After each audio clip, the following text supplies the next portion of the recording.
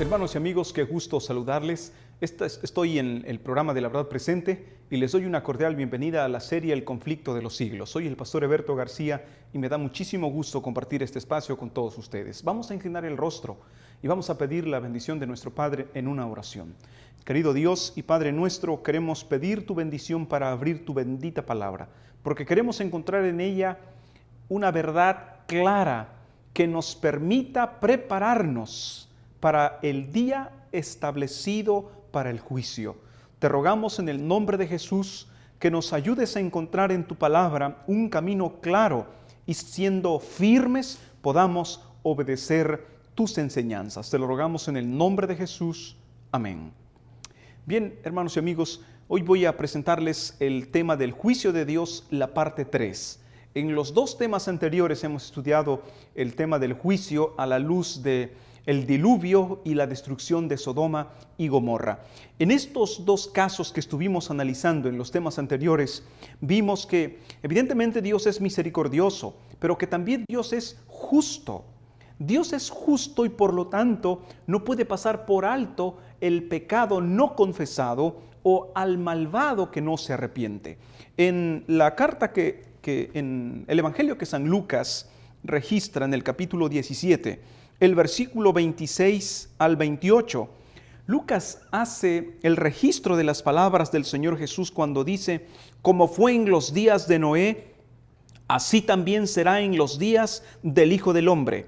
Comían, bebían, se casaban y se daban en casamiento hasta el día en que entró Noé en el arca y vino el diluvio y los destruyó a todos. Asimismo, como sucedió en los días de Lot, comían, bebían, compraban, vendían, plantaban y edificaban.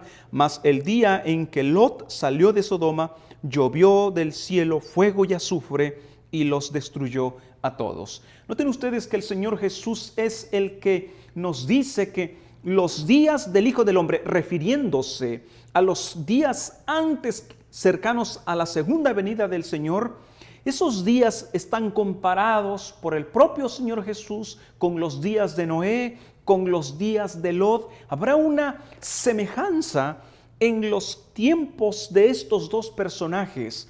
Esa sociedad que se caracterizó por la maldad peculiar identificada en la Escritura sobre estas dos épocas, dice el Señor Jesús, se repetirá. Esos mismos rasgos distintivos los veremos justo antes que el Señor aparezca sobre las nubes de los cielos. De hecho, en Judas, cuando se habla precisamente de Sodoma y Gomorra, en el versículo 7, Judas, que solo tiene un capítulo, en el versículo 7 dice: como Sodoma y Gomorra y las ciudades vecinas, las cuales de la misma manera que aquellos, habiendo fornicado e ido en pos de vicios contra naturaleza, fueron puestas por ejemplo, sufriendo el castigo del fuego eterno. Noten la frase última cuando dice fueron puestas por ejemplo, lo que nos deja claro entonces que si Dios actuó de esta manera en el tiempo de Noé y en el tiempo de Lot, esto debe a nosotros darnos la seguridad de que Dios igualmente hará justicia, practicará su misericordia, pero hará justicia. Hay algunas personas que les cuesta trabajo, a pesar de estos ejemplos de Sodoma y Gomorra y el caso del diluvio, les cuesta trabajo pensar que Dios, si es tan misericordioso, si es tan amoroso, vaya a ejecutar al impío. Sin embargo, estimados, allí están los ejemplos. Y lo que nos dice Judas en el versículo 7, hablando de Sodoma y Gomorra, dice que fueron puestas por ejemplo. Y por eso vale la pena recordar las palabras registradas en el libro de Éxodo. Éxodo en el capítulo 34, donde se hace una descripción atinada del carácter de Dios. En Éxodo 34, versículo 6 en adelante: y pasando Jehová por delante de él, proclamó: Jehová, Jehová, fuerte, misericordioso y piadoso, tardo para la ira y grande en misericordia y verdad, que guarda misericordia a millares, que perdona la iniquidad, la rebelión y el pecado. Y agrega: y que de ningún modo tendrá por inocente al malvado, que visita la iniquidad de los padres sobre los hijos y sobre los hijos de los hijos hasta la tercera y cuarta generación. Particularmente la frase que dice, y que de ningún modo tendrá por inocente al malvado. Noten ustedes entonces que si Dios ejecutó a una generación perversa en el tiempo de Noé, si Dios ejecuta a la generación perversa en el tiempo de Lot, ¿qué nos hace pensar que Dios no ejecutará a una generación perversa antes que el Señor Jesús aparezca sobre las nubes de los cielos? ¿Quién nos garantiza que no hará juicio donde se determinará el destino de la raza humana? Dios en verdad ha establecido un día en el cual juzgará. Esto es lo que dice Pablo, las palabras que se registran en el libro de los Hechos, capítulo 17, el versículo 31. Por cuanto ha establecido un día en el cual juzgará al mundo con justicia por aquel varón a quien designó, dando fe a todos con haberle levantado de los muertos. Así como Dios envió juicio sobre Sodoma y Gomorra, envió juicio sobre los antediluvianos, así Dios ha establecido un día en el cual juzgará al mundo. Y efectivamente, estimados, el apóstol Pablo estaba tan convencido de que todos compareceremos ante el tribunal de Cristo, que nos advierte prepararnos para ese día particular. Ahora, cuando vemos en Apocalipsis, en el capítulo 14, un llamado precisamente de advertencia sobre la hora del juicio, se nos mencionan aquí algunos elementos que es necesario entender, porque estos nos ayudarán a librarnos de la ejecución y nos muestran el camino de la vida. Apocalipsis capítulo 14, 6 y 7. Vi volar por el medio del cielo a otro ángel que tenía el evangelio eterno para predicarlo a los moradores de la tierra, a toda nación, tribu, lengua y pueblo. Noten, el mensaje es para todo el mundo. Y este mensaje en el versículo 7, diciendo a gran voz, temed a Dios y dadle gloria por una razón poderosa. ¿Cuál es la razón? Porque la hora de su juicio ha llegado. Ha llegado el momento en el que se determinará del lado de quién estamos. ¿Practicaremos las mismas cosas que los que vivieron en el tiempo de Noé, que los que vivieron en el tiempo de Lot? Estimados, estamos frente a una realidad innegable. Fue el propio Señor Jesús quien dijo, así como fue en los días de Noé, así como fue en los días de Lot, así también será en los días del Hijo del Hombre. Y cuando vimos lo que Judas en el versículo 7 nos dice, hay una clara advertencia. Hay varias señales que el Señor Jesús menciona. La similitud entonces de los días de Noé, de los días de Lot, son esa señal que el Señor identifica. Cuando el mundo comience a vivir de esa manera, sepan que el tiempo está cerca. Pero antes de que el día final llegue, estimados, hay un llamado de Dios a reconciliarnos. El texto es bastante claro cuando dice, temer a Dios. Se ha perdido tanto el respeto por Dios, estimados, que al hombre no le ha importado el plan original que Dios tenía para él. Por ejemplo, ustedes vieron que en Judas 7 dice, hablando de los pecados que iban contra naturaleza. ¿Qué es eso de contra naturaleza? Cuando vemos la ocasión que los dos ángeles que llegaron a rescatar a Lot, los habitantes, los hombres, dice que desde el más joven hasta el más viejo, se dieron cuenta que estos dos varones, ellos no sabían que eran ángeles, estos dos varones entraron a la casa de Lot.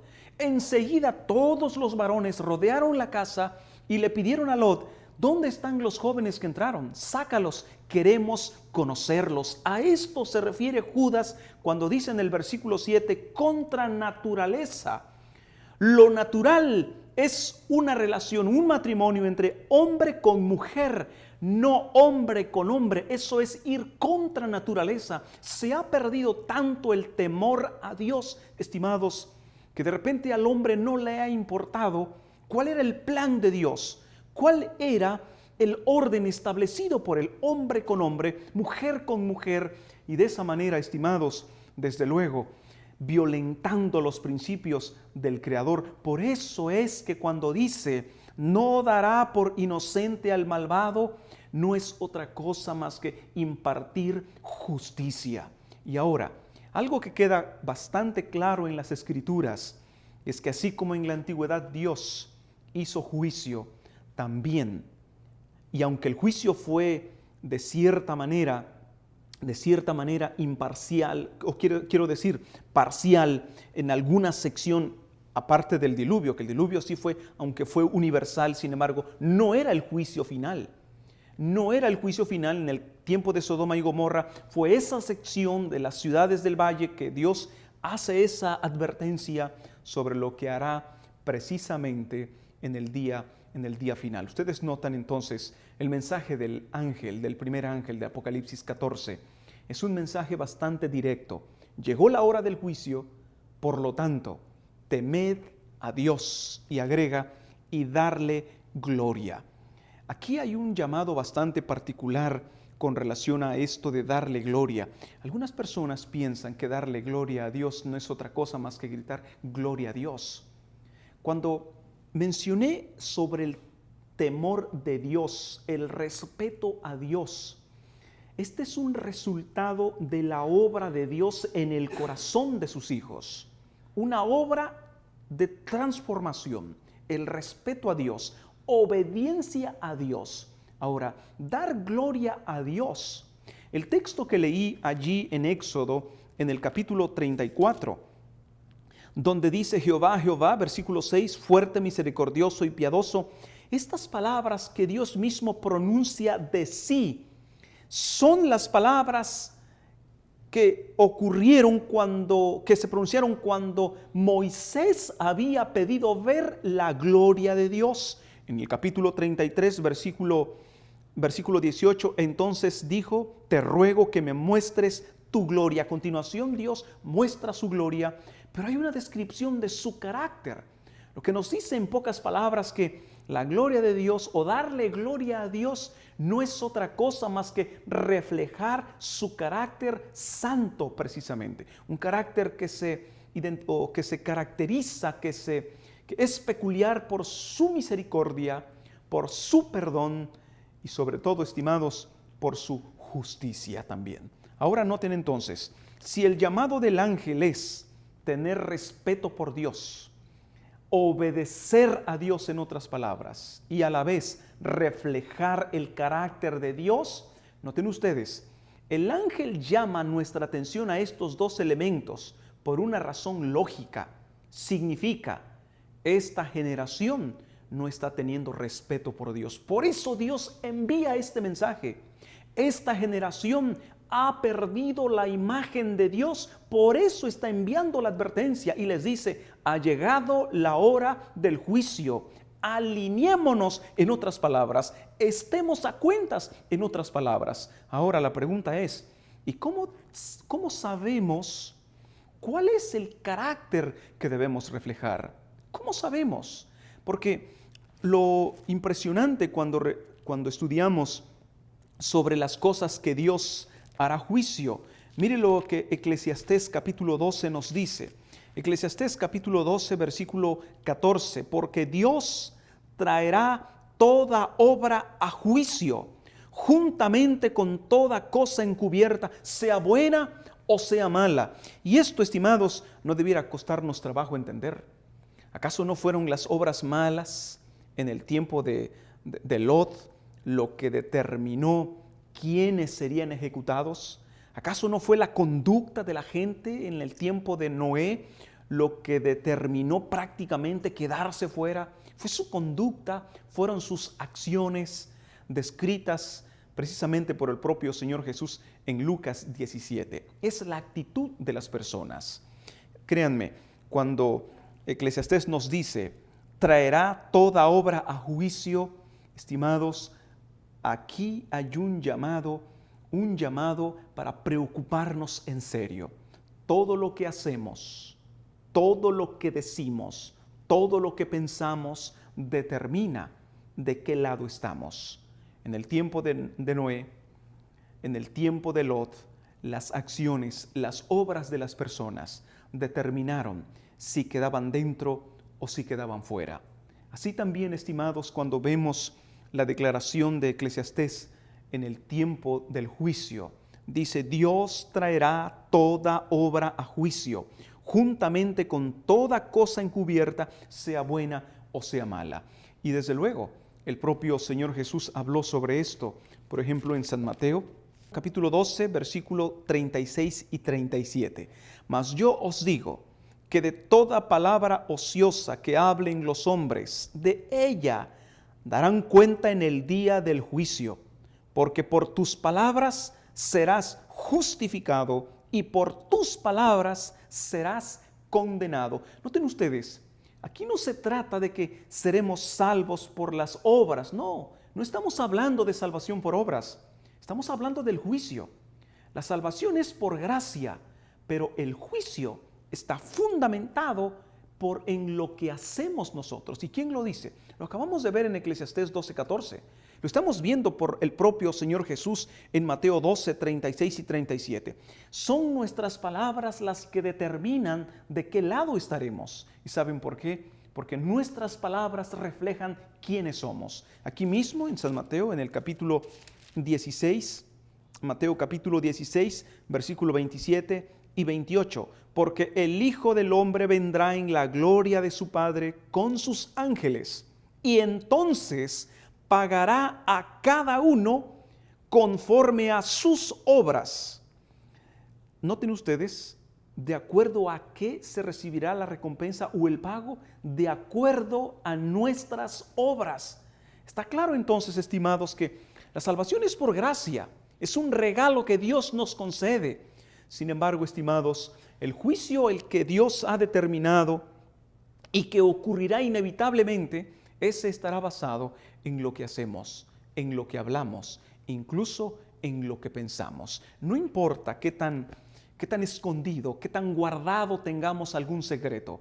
Dios, dice el apóstol Pablo en la carta a los Romanos, Dios traerá, dice, juzgará los secretos de los hombres. No importa qué tan guardados, qué tan escondidos sean. Romanos capítulo 2, versículo 16. En el día en que Dios juzgará por Jesucristo los secretos de los hombres conforme a mi evangelio. Ahora quiero que noten ustedes, entonces, el juicio, todos compareceremos ante él. Nadie puede escaparse. Lo que hacemos, lo que pensamos, lo que hablamos, determina del lado de donde estaremos. Ahora, en Apocalipsis se nos confirma este hecho cuando ocurre en el capítulo 20 un juicio sobre el trono blanco. Apocalipsis capítulo 20, en el versículo 12, y vi a los muertos, grandes y pequeños, de pie ante Dios, y los libros fueron abiertos, y otro libro fue abierto, el cual es el libro de la vida, y fueron juzgados los muertos por las cosas que estaban escritas en los libros según sus obras. Hay un registro, en otras palabras, porque cuenta lo que hacemos, cuenta lo que pensamos, cuenta lo que hablamos, y eso determina dónde estaremos. ¿Estaremos a la derecha o estaremos a la izquierda? Estoy recordando lo que Mateo 25 registra, hablando del juicio de las naciones cuando el Señor Jesús se siente en su trono de gloria. Unos estarán a su derecha, otros estarán a su izquierda. Y es precisamente lo que hicieron o lo que dejaron de hacer lo que hace la diferencia. Así que entonces, estimados, cuando pensamos en Sodoma y Gomorra, cuando pensamos en los habitantes en el tiempo de Noé, nos damos cuenta, Dios es misericordioso. Dios les dio 120 años a los antediluvianos. A nosotros, estimados, nos ha dado toda nuestra vida hasta hoy. Nos ha dado la oportunidad no solo de reconocer nuestro pecado, sino de confesarlo delante del Señor y sobre todo de ser transformados por su poder. Porque este es el llamado que está haciendo precisamente en Apocalipsis 14, cuando dice: temed a Dios y dadle gloria, porque la hora de su juicio ha llegado. Hay un llamado de parte de Dios. Por eso en Isaías, en el capítulo 1, el versículo 18, por eso este texto es muy significativo cuando se trata de ser llamados por Dios. Capítulo 1 de Isaías, el versículo 18. Es más, podemos ver a partir del versículo 17, dice: aprended a hacer el bien, buscad el juicio, restituid al agraviado, haced justicia al huérfano, amparad a la viuda. Y cualquiera podría decir: ¿y cómo puedo hacer cosas buenas si yo soy malo? Como Pablo decía, ¿cómo? He llegado a una conclusión, dice Pablo: lo que quiero hacer no lo hago, y lo que no quiero hacer, eso es lo que hago. Y esto es lo que hay en nuestro corazón, estimados.